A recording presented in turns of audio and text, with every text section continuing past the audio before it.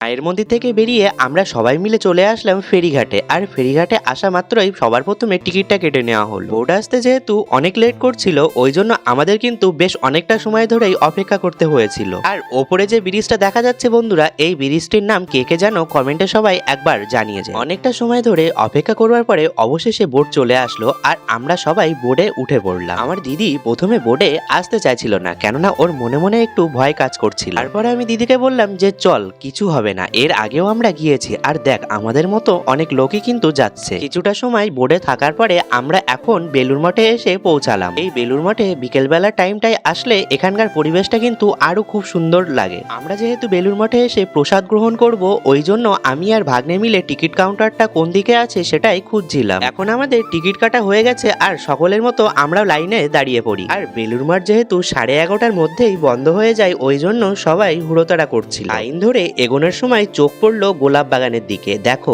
এখনো কত সুন্দর ফুল ফুটে আছে। এটাই হলো বেলুড় মঠের মা শারদা প্রসাদ ভবন। আমি কিন্তু প্রথমবারের জন্য এই জায়গাতে এলাম। তোরে এসে দেখতে পেলাম সুবৃহৎ জায়গা, আর প্রত্যেক দিন কিন্তু ভক্তদেরকে এখানে প্রসাদ দেওয়া হয়। প্রসাদ গ্রহণ করা হয়ে গেলে আমরা বাড়ির উদ্দেশ্যে বেরিয়ে পড়লাম। ভিডিওটা কেমন লাগলো কমেন্টে সবাই জানিয়ে যেও বন্ধুরা।